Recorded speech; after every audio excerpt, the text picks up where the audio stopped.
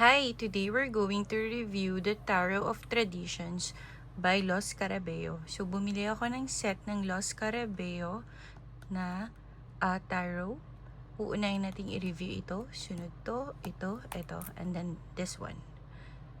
May mga premium copy din sila na i-compare natin sa original. Tarot of Traditions. Check na natin.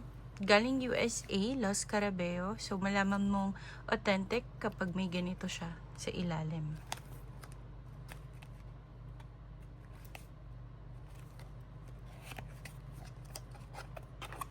Sobrang simple lang nung kanyang box. Yan lang talaga siya. Then, ito yung guidebook niya. Check muna natin yung guidebook. Nadula siya later. Ayan. Papel lang talaga siya. Pero, meron siyang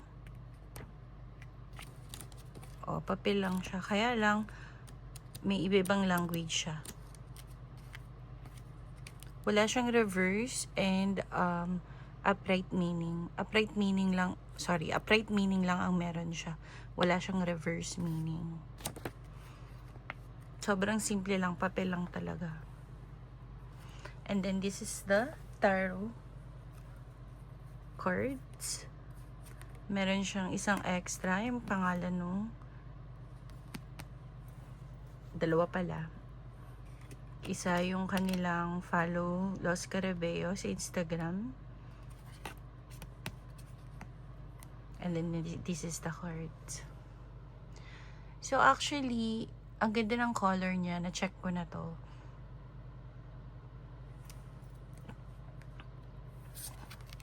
Pwede ba tayo mag-reverse reading? Pwede. Hindi siya halata. No? And then, eto siya. Sa card, medyo naninipisan ako sa kanya, no? Manipis siya.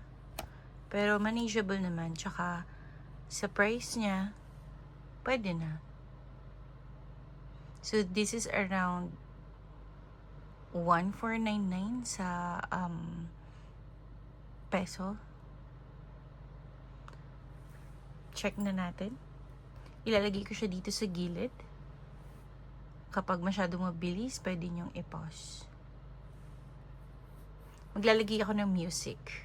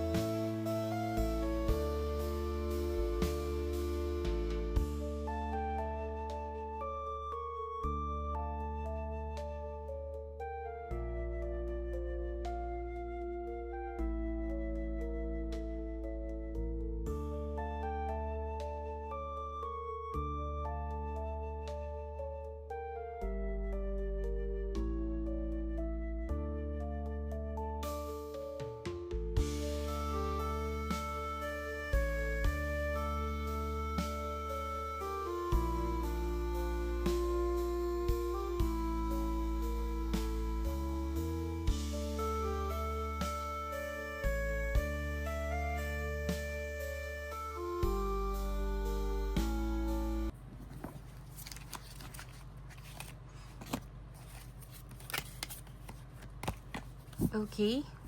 So, may halin tulad ko siya sa, yung ganda ng kulay niya, mahalin tulad ko sa Radiant Wise Tarot. Ayan o.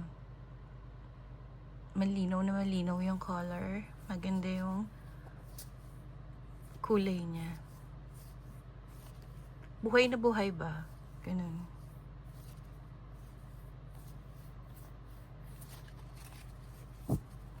So, kung i-shuffle natin siya ng ganito, ito yung tipo ng card na pwede mong i-bend eh.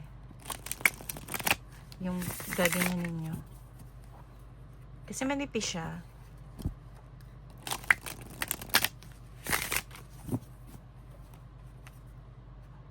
Pag ganito naman, ganyan.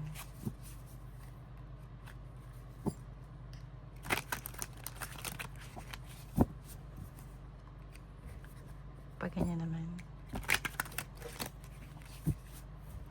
Pag ganito naman, okay lang din. Ayan. So, for me, sa price niya, okay naman siya. Dumudula siya kasi nasa bed ako. Ayan.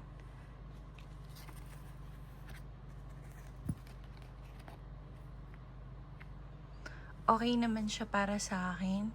Ang ano ko lang, medyo manipis siya. But sa presyo niya, pwede na din. Okay, so para sa akin,